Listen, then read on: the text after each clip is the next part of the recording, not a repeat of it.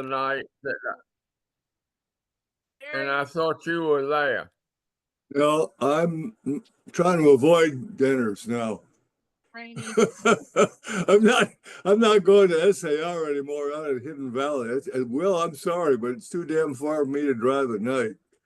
A couple of attention to. We're very excited that our board approved a new corporate member this week. Let's hope it's better than last week, Rupert. Okay, good to see you guys. Good to see you too, Rupert. Any of you be the primary representative for that membership. We're very excited. We are passing around for David Points. David's brother passed away, unfortunately, and so to him. You all heard about Eric Danielson's heart issues that he had over Thanksgiving. The good news is Eric has been released from the hospital. The bad news is he will have major surgery on January the 9th. We will keep posted, but he is very much happy to hear from you. You can give him a phone call. You can text him. He would very much love to chat with anyone. We're also passing our holiday tip jar. We passed that last week. That's going to go around again. This is for our wonderful catering and for the folks here at Charter Hall who help us out so much every week. First up, we're going to have Milton Hardy. Milton's going to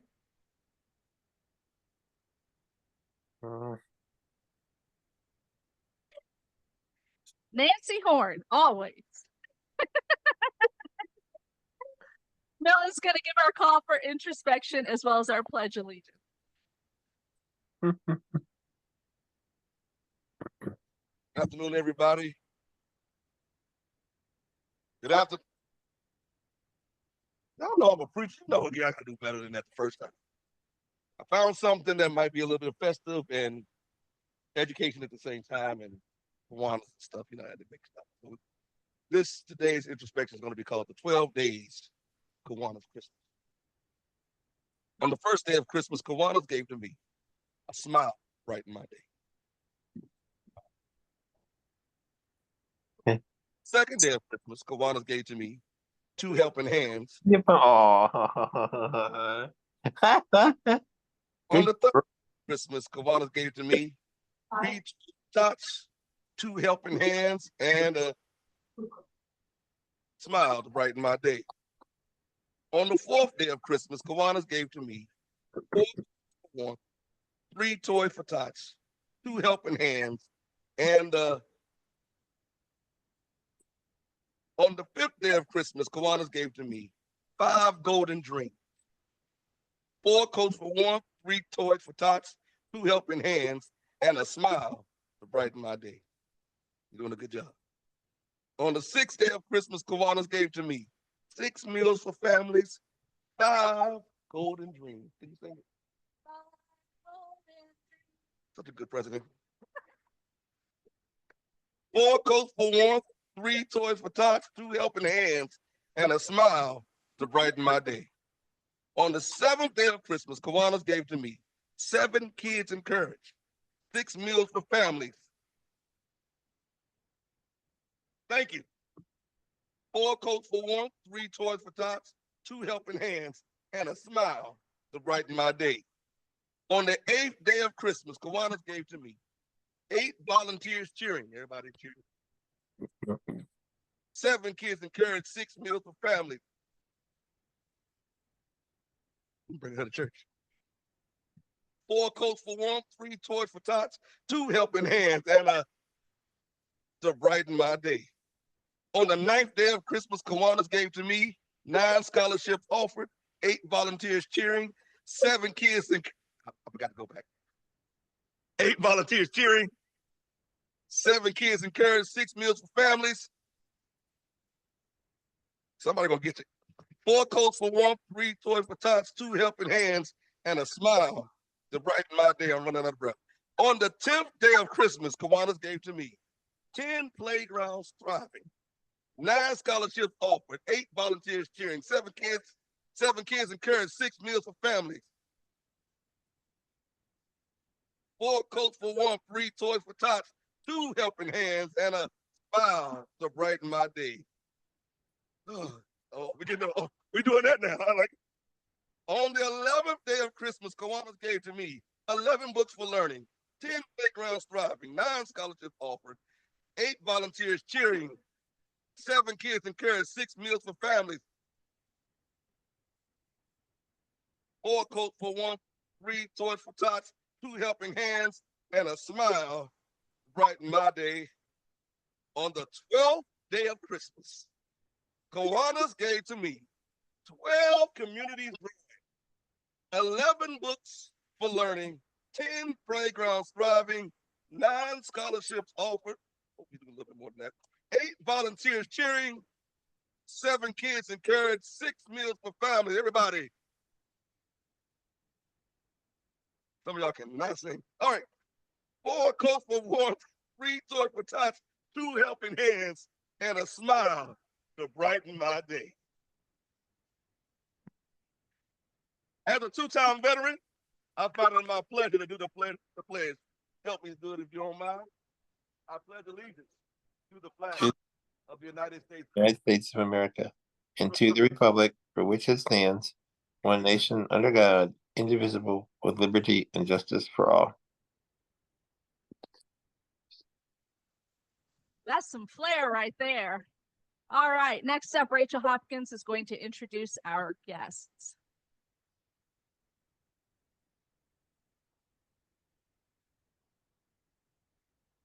Hi there. My name is Rachel Hopkins, and I'm the CEO of CHIP of the Roanoke Valley, and I'm a new member.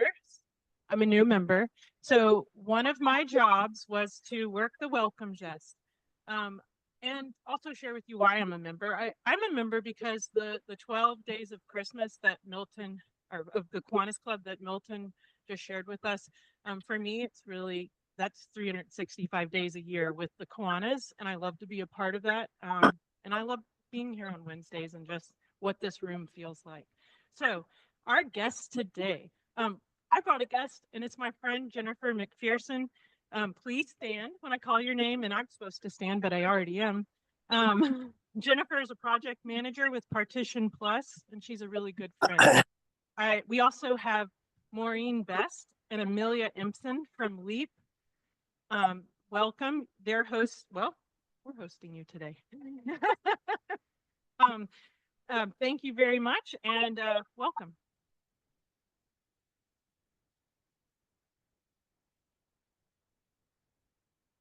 Thank you, Rachel. Now, next up, one of my favorite things to do is give out money. So Bob Haberman is going to come up with our 2 grants today.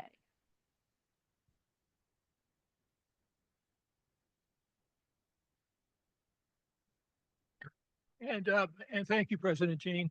It's so hard to follow Milton. I'll tell you, well, anyways, we do have 2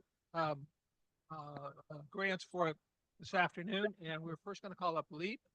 And Reef, would you come up and tell us a little bit about LEAP? And then Maureen and Amelia, will you come up and explain what you're going to do with the money, please?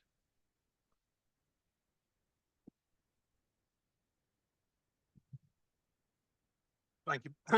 Thank you, Bob. It is this year, again, my pleasure, my delight to have sponsored the grants request from LEAP to our Kiwanis Club. You know, there's several reasons why LEAP is a good organization for us to support, both as an organization and individually. First, it's local. Some of you may not be acquainted with LEAP. It's an acronym for Local Environmental Agricultural Project. But anyway, if you didn't know that, there are several reasons why it's appropriate for us collectively and individually to support LEAP. One of them, I think, is that it is local. My goodness, doesn't it make good sense for people who know and live in Roanoke to deal with Roanoke problems and not rely on a paradigm that comes from Denver or Seattle? Second reason is that it is built on relationships, very much involved as an organization in the relationship between local farmers who produce fruits and vegetables with individuals here in the Valley who are underserved. What could be better than that? And third, I think, is that the organization deals with hunger. Hunger is not affected by physical disability or race, age, religion, ethnicity, or anything else. Any individual can at some point face hunger. And I think it is both refreshing and laudable that LEAP attends to whoever in the Valley is in need with respect to the availability of nutritious food and the means to pay for it. So with that little bit of introduction, I have here with me this morning the executive director of LEAP, Maureen Best, and Amelia Epson, who is the garden manager. And I think Amelia is going to give a few more words about LEAP and about what they plan to do with the grant they received this year. Thank y'all so much for having us this afternoon. I really just want to say thank you for the opportunity to receive this grant. I'm really excited to have some funding to work with in one of our community gardens, Hurt Park, this year. This is a community garden where we have a lot of folks who rely on scholarships to grow the majority of the produce that they get throughout the year. And so I'm really excited to have a little bit more of a budget for scholarships this year for some folks who otherwise might not be able to garden and grow their own produce. And I'm really also very excited to be expanding the children's garden and some of the plants that we're going to have in there, and just creating more education around where food comes from and how it is grown in the area in an urban environment. So I think that's everything I have to say, but thank y'all so much. I really appreciate it.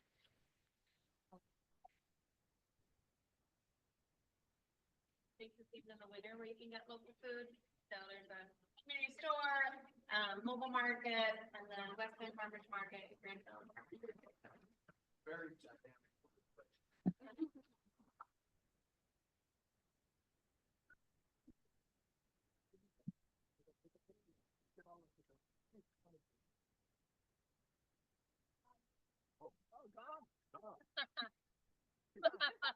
So hard to get good help around. Thank you. Thank you. All the best. And excuse me. And for our second, I'm going to call up Courtney and Sherry. Sherry will tell us a little bit about the organization, and Courtney is going to tell us about what she's going to be doing with the money. Sherry.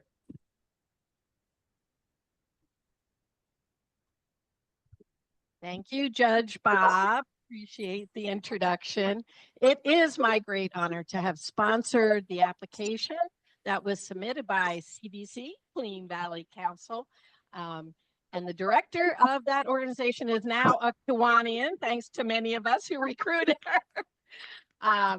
But this organization has partnered with the Kiwanis Club time and time again, helping us with our goals at the nature park and the Lick Run cleanups in a number of ways. And I actually am going to turn the mic over quickly to Courtney. I'd like her to tell you herself about the organization and then how the money will be used. Courtney Plaster. Thank you, Sherry. Thank you, Bob. Thank you, Jane. And thanks to all of you for supporting Clean Valley Council through the years. Grants from the Kiwanis Foundation are valuable to us. This $3,000 will be used to continue our support, as Sherry was mentioning, of nature park activities. And so I'm sure by now, raise your hand if you haven't heard about this book. Right, okay. All right, everyone's heard about Larry the Roanoke log perch. So its inception, the origin of that was born out of Nature Park Committee. Clean Valley Council sits on that board, and this is the very first time that Clean Valley Council has received a grant. And for me, the first time as a new Kiwanian receiving this grant, so I'm super excited. The reason I mentioned Larry the Roanoke Log Perch is because this grant will go to develop um, two programs, one for in the school systems, third through fifth grade programming, and another one for outside education in the nature park, predominantly with and around that pollinator garden. With a focus of Horton Branch as we continue to monitor the health of it. So these are very important programs. They'll be seen by Roanoke City Public Schools, private schools, home schools outside of this area in Salem and Vinton and Botetourt. So all of these municipalities and Roanoke County school systems. So we really are very excited to receive this grant today. So thank you all so much.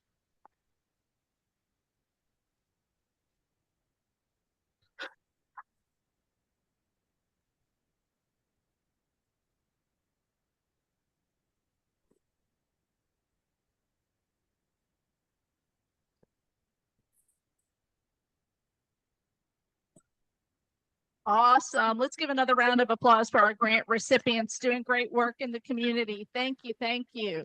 Next up, I'd like to introduce Nancy Horn, who will be sharing her autobiography with us today. So Nancy was in the club and then she was out of the club and now she's back in the club. So this will be a great refresher for folks.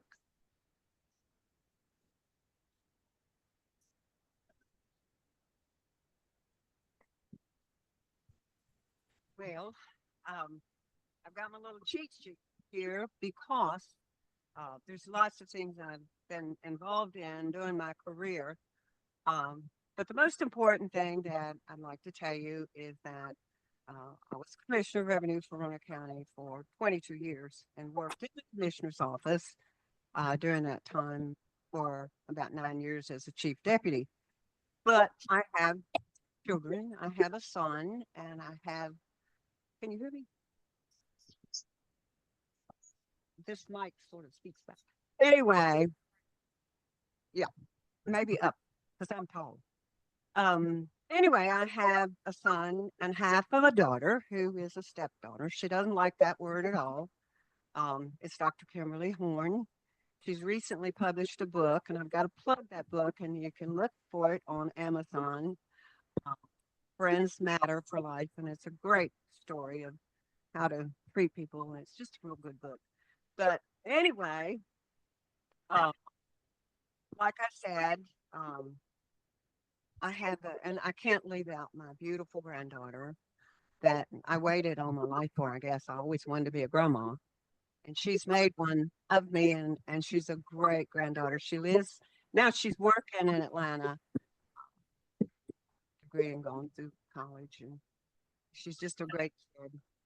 And after graduation at James River High School, I went to work at H.O. Canfield, which is a manufacturing firm in Iron Gate. And many of you not aware of that, but I did old way of what is now our computers. It was the start of wiring the boards and coming up with the accounts receivable, the accounts payable, and all the things to do with my job, what I provided for H.O. Canfield. So, and I kept moving around a little bit, and I ended up at Moore's, and you guys may remember the old Moore's store. I did the same thing. I wired the boards and came up with the information needed for the accounts receivable and the accounts payable. So, very interesting job, but I had 5 minutes. I just needed to move on quickly, and I landed a job with Norfolk and Western. Very short because I got married and moved to Tampa, Florida. And in Tampa, Florida, I went to work for Honeywell. And we all know that, you know, they're a manufacturer too. And it was a great job. I guess I was with Honeywell 3 years. And I moved back to, we moved back to Roanoke to be with the little daughter. At the time she was 12. So we decided we need to come back to Roanoke for a short, well, not a short period. I guess it was about 15 years. We run our own heating and air conditioning business in the town of Benton. At that point, I ended up getting a call from R. Wayne Compton, who was the commissioner of Roanoke County at the time. And he hired me as the business license coordinator. And that was a great job. I loved that job because I got to call on businesses. I got to find out about what they needed and what was required. And it was a very good job. Unfortunately, and I'm probably going to mess my date up, but in 2001, there was a death of R. Wayne Compton. And at that time, since I was chief deputy, they appointed me to be the commissioner of revenue. I felt fortunate to have worked with Wayne for that length of time, probably 7 or 8 years. I was right by his side doing things, and he was a good teacher. He was a good commissioner, and I learned a lot of things that otherwise I would not have, maybe not even got appointed. But anyway, my job in the commissioner's office is various jobs, and we take care of the business license. We also handled your income tax. If you wanted to come into my office, we would audit your income tax, go through it. And if there was a mistake, it saved time with the, with the state, and they wouldn't have to spend all that time.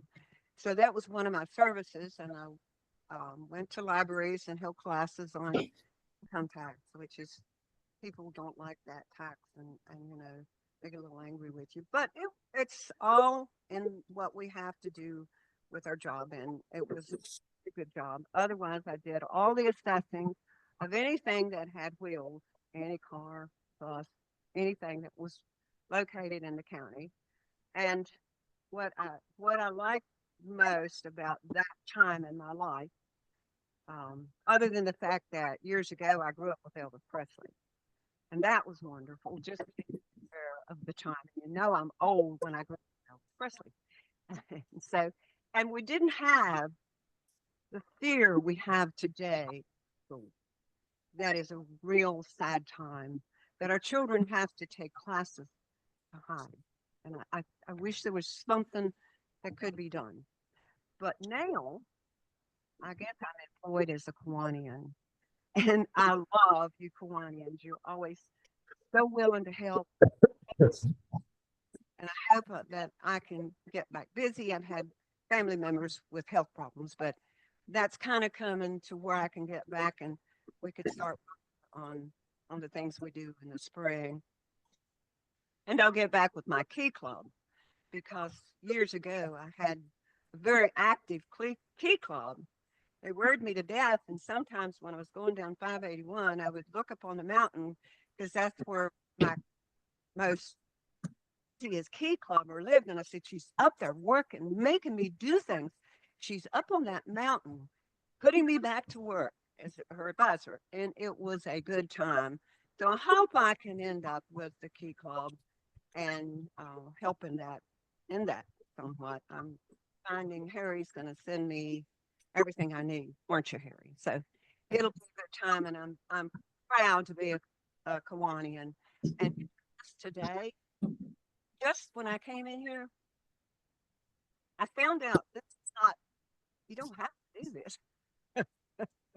So, and I found out some people have been asked, I thought it was a requirement to get to be and so I'm sure I'm boring you to death, but I was into computers before they were that, and now we hold it in our hand. So you can tell I've gone a long way. Thank you.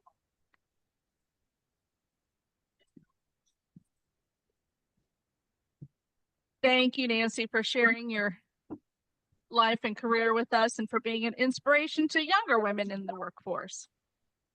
I'm going to go ahead and make all the announcements today in the interest of time.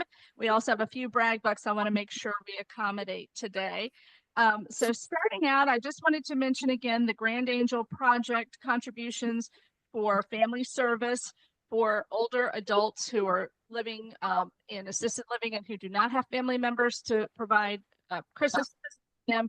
We do still have signups for that. You all were very generous last week, and the goal for Jill is $500. So if you can contribute to that, that would be fantastic. And we had a great first Friday at the Dickens of a Christmas Salvation Army Red Kettlebell ringing for change for the Salvation Army. We raised $494.63. Great job, Kiwanis. We do have an open slot still for the 8 to 9 o'clock shift this Friday. So if one or two ready for your soup?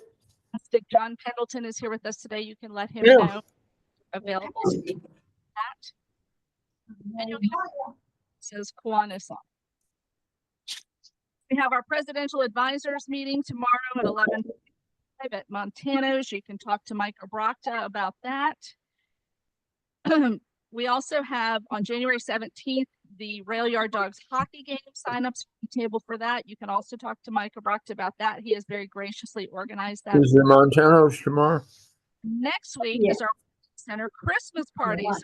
Excited, and I hope you'll all wear very festive attire. Don Wilson's got to jump on us today. He's got the tie and the socks to match. We're really excited because this year we are actually offering, we're able to spend 30% more than we have ever spent on the individual gifts for the kids. So thank you for your generosity. That's all everybody in this room, and we sure do appreciate it. That's our best year ever, and we're really excited about that. Just as a reminder, shopping for that is this Saturday, and then wrapping will be next Tuesday at Raleigh Court Presbyterian. Lois is coordinating all of that, and then we have the party on Wednesday. Check. One other important thing I want to mention, Azar's Jewelry and Estate Sales. Now they are downstairs in the market building on that corner over there. They really have a strong appreciation for our Kiwanis Club members and all the work we do.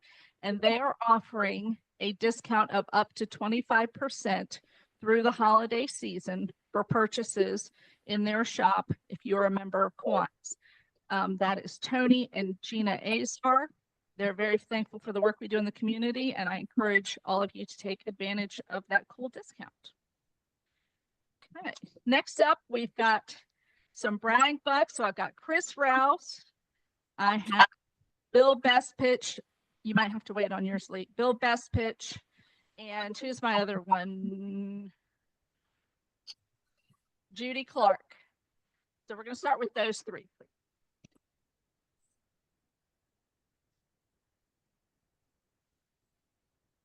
I'm Bill Bestpitch, and I want to brag on the 91 members of this club who are serving on at least one of our committees. 91 of them. That's about 61% of our membership. 70 of those 91 people are serving on more than one committee. And the grand prize goes to our Secretary Treasurer, John, who is serving on 15 different committees. Now, when you realize that in most organizations like this, 80% of the work gets done by 20% of the members. So if we've got 61%, that's not bad, but it's not as good as it could be. I'd like to see that more like 75% at least. So if you are not yet signed up for one of the committees, I hope you will look in your directory at the committees, see where your talents and interests might fit in, and become another supporter of what we're doing in this club. Thank you.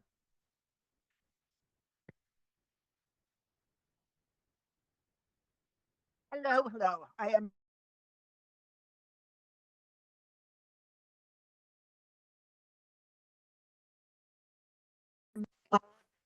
Spirit. I can tell you how to do so.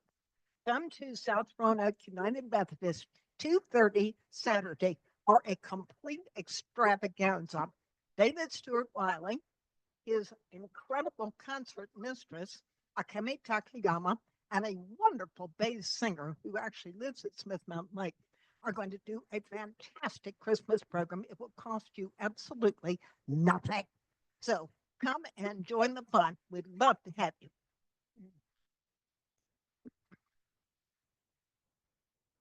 Free is for me. That sounds great. Thank you, President Jean. Hello, fellow Kiwanians. I have a quick update. I'm Chris Rouse from United Way of Roanoke Valley, and I'm very excited to tell you all about our wonderful new butterfly walk. It's a new sensory trail. I don't know if any of you have heard about this. It's in Rocky Mount. Show of hands, anybody heard about the sensory trail? Okay, a few people, wonderful. So, the town of Rocky Mount, in collaboration with United Way of Roanoke Valley, the Virginia Cooperative Extension, and the Rocky Mount Police Department, is excited to announce the unveiling of the new Butterfly Walk, a unique sensory trail designed to promote physical activity and mindfulness for individuals of all ages. The unveiling took place on October 30th, and it's located on 315 Technology Drive, adjacent to the dog park. So, Bob, if you want to bring your dog, you can. All right, so thank you. You all have a great rest of the day. Good afternoon, fellow Kiwanians. I'm Lee Osborne. I'm early in my second year term as president of the Kiwanis Foundation.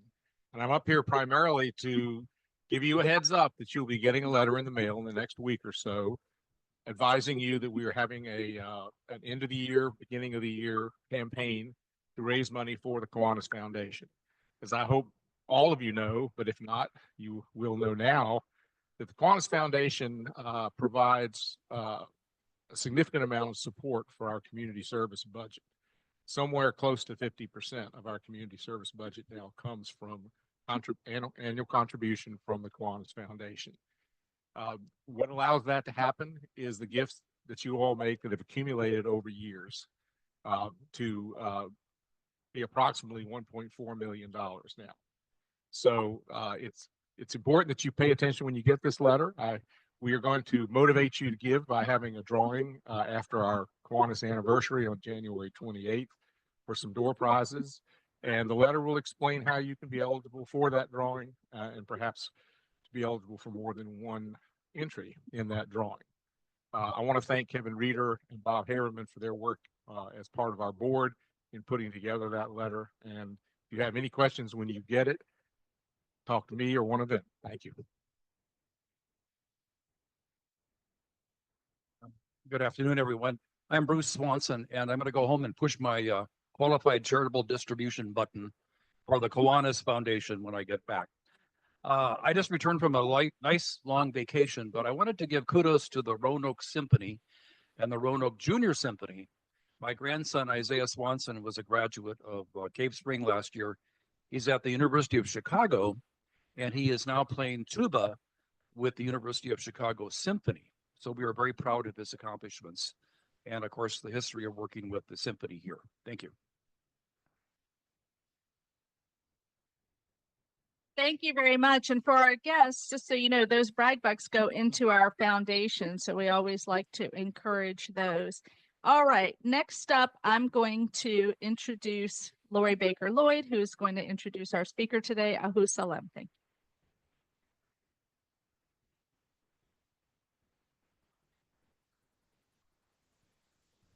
So good afternoon again, Kiwanian family.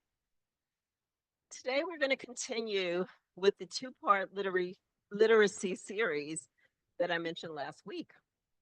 If you were here last week, you heard about Doug Pitzer's Stroke of Genius organization, which focuses on developing literacy skills through gaming and technology.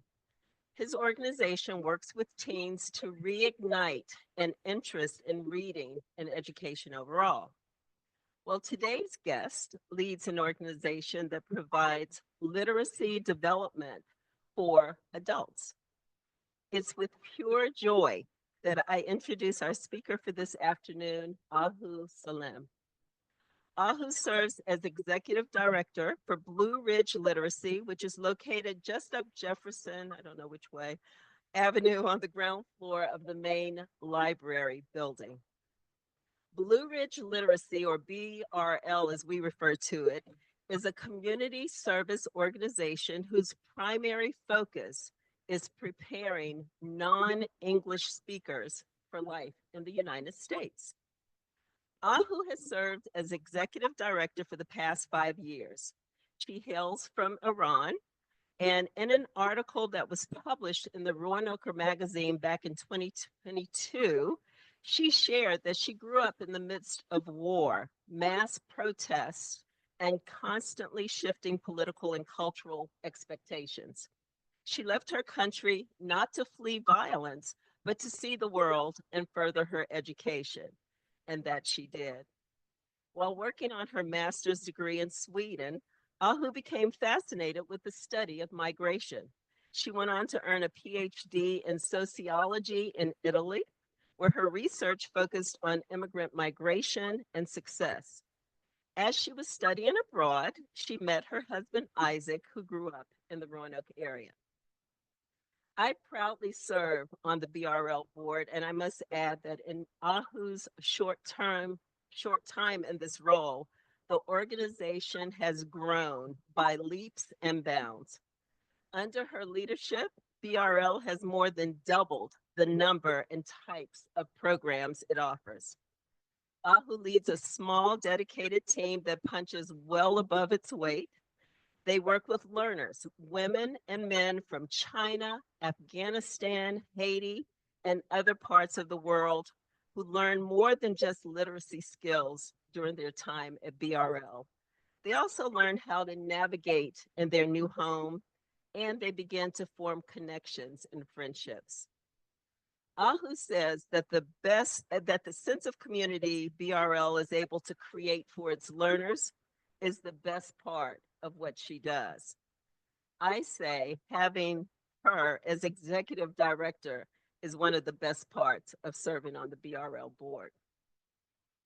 So after living all over the world and deciding to make a difference in Roanoke, her home, here to tell you about BRL is one of the smartest, the coolest, and the kindest people I know, Ahu Salim.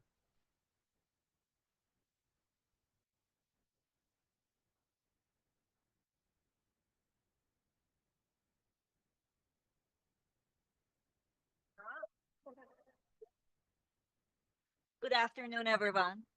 Can can you hear me okay? Perfect. I'll try to do a little bit of multitasking while I pull up my computer. I have some images to accompany what I will be talking about, but I also see it's going to be a little bit tricky. So feel free to look at either direction that you would like to.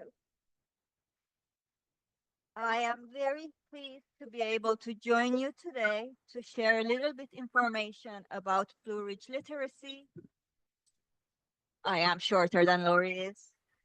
To share some information about Blue Ridge literacy with a specific focus on some of our programs that I think would be more interesting for all of you.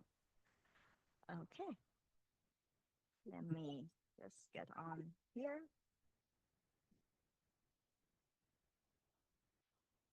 As Lori mentioned, Blue Ridge Literacy is located in the main library building downtown Roanoke. We are a nonprofit community-based literacy organization, and we have been around for the past 39 years. So that is quite exciting for us. Okay. As we are speaking today, I will go over a brief overview of the organization, our mission, and our approach to literacy services. I will focus on some more programs that I think would be a little bit more interesting, and then I will give a brief summary of the impact of our programs and ways that our community can get involved and support us. You can see in the picture, we are in the main library building. Our mission is to help adults reach life goals through literacy skills.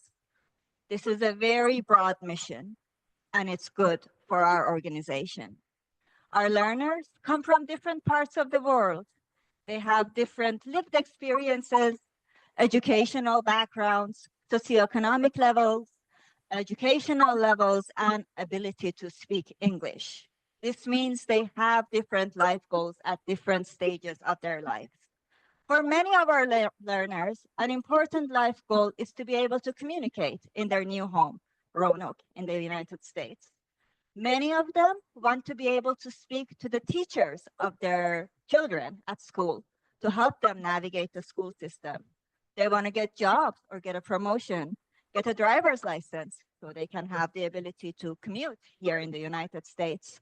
And for many who would be eligible, a life goal is to become a United States citizen. In order to help our learners achieve these goals, we provide them with functional literacy skills. This is beyond the mere ability to read and write. Functional literacy skills are the reading, writing, and the communication skills that our learners, adults, need to navigate everyday interactions, understand how the banks work here, figure out the healthcare system, become familiar with the K-12 system, and again, use our very limited public transportation. But functional literacy skills also help adults to plan for future, to make decisions that help them achieve the longer term goals. Our learners need to know how the financial institutions work, how K-12 system works, and how higher ed education works. So down the line, they can help and budget for their kids to go to college. They need to know how financial institutions work for their own personal finance and the requirements of English and civic that is needed to become a citizen. So 5 years down the line, they can pay for the application fee of becoming a citizen. They can cover the legal fees, and they can also cover the commute because there is a lot of commute involved. In order to do this, we offer a range of classes. Affordable, relevant, and accessible English literacy services are key to social and economic integration of immigrants and refugees. The significance of these services are visible through the increased demand for our programs. If you look on your tables, there is some information on a green piece of paper. We are a nonprofit. We don't usually print in color, but we can print on colored paper, and it's handy. You can see the significant growth in our services over the past 3 years. In the fiscal year 23-24, we served 550 learners. That's up from 400 learners in the year before that and 295 the previous year. Part of this growth is because we have more programs and learners are able to participate in more than one class, but this aligns with what we see across Virginia and also what we understand is happening in all the other states in our country. If you look at that information or on the green pieces of paper, you can see that our largest program is our English for speakers of other languages classes. Here, I will give you some information. As of this year, we offer 5 levels of in-person and online English classes, ranging from pre-beginner all the way to post-advanced. You look at the pictures, all of the classes are held in main library spaces, and we are absolutely grateful to that. Now, let's have a look at the profiles of 2 classes at the 2 opposite ends of the spectrum. Here you can see a very packed class. This is our pre-beginner English level class. Learners in this class are often pre-literate in their mother language. This class has 27 learners, 26 learners. It's higher than our usual cap, but there is a reason for that. Our learners represent 6 countries, and the highest country of representation is Afghanistan. A conversation that I commonly have with learners in this class. Now take a step back, think. We are talking about Afghanistan, a country in which social and political situations have massively excluded women from education. They come to my office, they talk to me in Farsi, in Dari, that's my language and a common language with Afghanistan, and they tell me, but teacher, you don't understand. I cannot read and write. This is important. They are aware of this lack of skill and they view it as part of their identity. They know as women, there is something that they cannot do, or their husbands possibly can, and their children possibly can. My response to them is always the same. I understand, I know, you will learn, and it will take a very, very long time. And that's the reality of it. And they do learn. Now, let's look at the other end of the spectrum. Our most recent program, supported by a very generous grant last year from the Roanoke Women Foundation, our post-advanced English literacy program. Learners in this class, they have higher levels of English communication skills. They're actually quite fluent. What they need is the academic readiness that helps them transition and successfully finish higher education in the United States. So we work on critical thinking skills, public speaking, academic writing, and we also work with Virginia Western Community College to take learners on campus tours, to connect them with student advisors and financial advisors, so they are better prepared to navigate these settings. And here's a little bit of a brag. 3 of the learners in this program just got admitted to an Adult Learner Leadership Council program. This program is offered by Virginia Adult Learning Center, a support center for adult education in Virginia, and a program of Virginia Commonwealth University. Over the next year, these 3 wonderful women will be working on their leadership skills and will be a voice of adult English learners in our state. We are very, very excited about that. Now, and here is a brief overview of all of our learners. So here you can see learners that we have served in the fall semester. This is not a reflection of the entire year, but just the past semester. 219 learners are represented, 170 in classes, 50 on waitlist. This year, we are seeing a difference in our countries of representation. For the first time ever, Afghanistan is not the highest country represented by our learners. Instead, it's Haiti. We will monitor the trends to see what happens throughout the year. With the languages, it follows suit. Spanish is still the highest language spoken among our learners, followed by Haitian Creole and Dari, one of the 2 languages in Afghanistan. Now, let's take a step back. We talked about functional literacy skills, short and long-term plans. As providers of English literacy skills, we are the expert when it comes to grammar, terminology, comprehension, reading, and writing. What we don't know is the range of the services that exist in our community and the diversity of the needs of our learners. To bridge this gap, we work closely with our community partners to provide what I refer to as cross-sectoral literacy services. We serve as the middle person to create spaces of interaction and communication where the service providers can meet recipients of their services, our learners. Some of our main partners are the City of Roanoke, again, the libraries in particular, Roanoke City Public Schools, a resettlement agency, Commonwealth Catholic Charities, and nonprofits that support refugees. I will briefly talk about some of our cross-sectoral services. I will also be mindful of time. One of the exciting ones and a success story for us is our English and Health Literacy program. We started this program in 2019, before the pandemic, and it was with support from Carilion Community Grants. Still ongoing, the program and the support. This program incorporates a health literacy block each month for 1 month during each semester of our programs. Learners get to learn the health literacy terminology and curricula and interact with healthcare providers. In the picture below, you see our learners who have participated in a 3-day workshop on cardiovascular health and received their CPR certificates.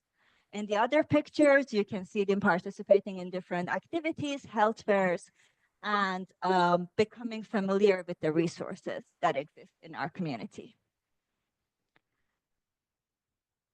The pandemic showed us the importance of digital literacy skills.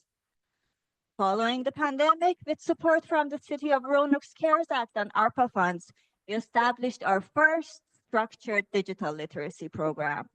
We used the North Star Digital Literacy Curriculum. Learners obtained certificates that they can take to their employers. And now we have 2 cohorts of classes ongoing. One is open to the learners who are in our level classes. The other specifically offered to learners who are referred to us by the Department of Social Services. But not all contexts are the serious ones. We also work with arts and culture institutions to take our learners outside of the classroom. Partially funded by support from City of Roanoke's Arts and Culture, we incorporate structured field trips into our ESOL programs. These field trips take our learners to the Topman, to the Science Museum, to the ballet, to the opera. So they know about these resources. They can pass that out to their family and children. And when they have guests visiting them, they can show their city to their guests as well. These programs create belonging and match our city's arts and culture institutions' desire to diversify their audiences. We live in a very good city to continue our program. And something we would want is English and financial literacy. We don't have it yet, hopefully coming soon. I mentioned for many of our learners, becoming an American citizen is a life goal. Of course, we have a citizenship preparation program. The program does not cover any paperwork, any legal work, but covers the civics and the English skills that are needed to pass the naturalization test and interview. It also teaches about the rights and responsibilities of US citizens. We create spaces for our learners to meet the legislators. Down there, you can see a picture of many of our learners going through their oath ceremony in Norfolk, Virginia. That's where you take the test. That's where you have to go back again to go through your oath ceremony. In 2024, 12 learners had their naturalization test and interviews. All 12 learners passed.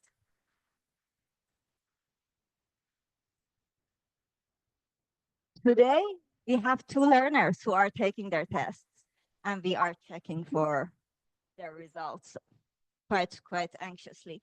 I'm sure they will also pass. So all of this said, our programs, with the collaboration that we have with our partners, facilitate the acquisition of functional literacy skills. They create spaces of interaction where our community becomes familiar with our learners and the other way around. By doing this, they create mutual trust and understanding, and they also facilitate equitable access to information.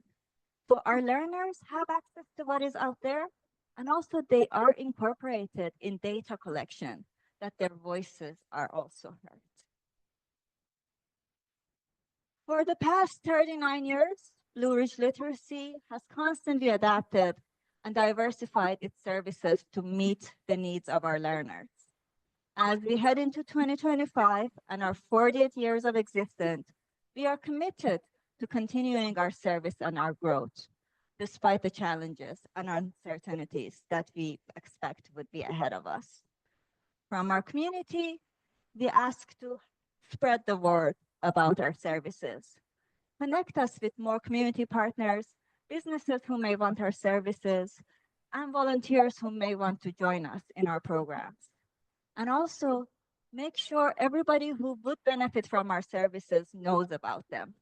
We are enrolling for our spring semester of classes starting on January 9th, and we are also searching for volunteers to help us. Also, pass on the information about our board.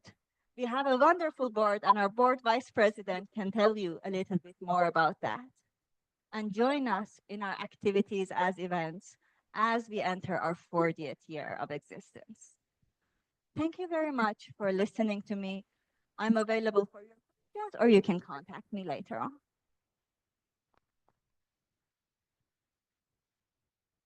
Thank you, Ahu. That was wonderful. Do we have questions in the group?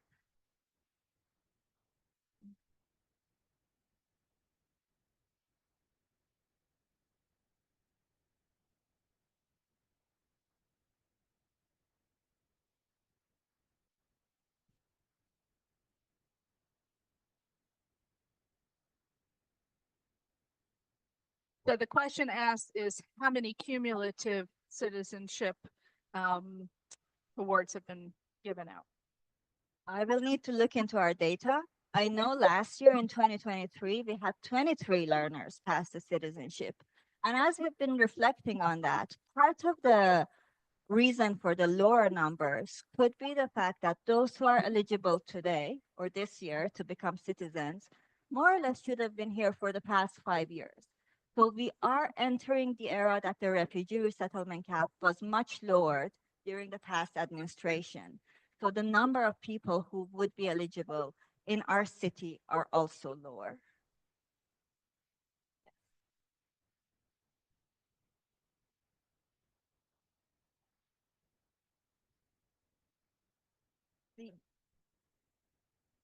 So any locality in Virginia has a regional adult literacy provider. I think that's the one you're referring to. And we are in Region 5.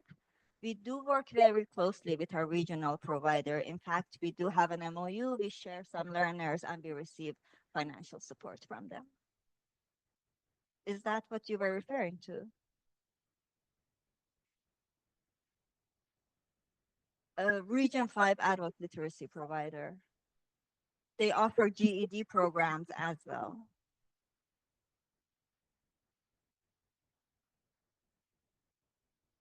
Thank you very much, Ahu. That was wonderful. We do have a small honorarium that we'd like to present.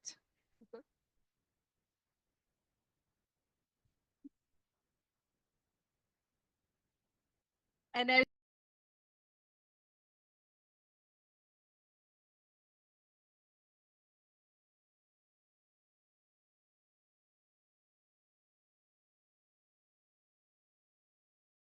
back, which is wonderful. Again, you all have been very generous and we thank you for that.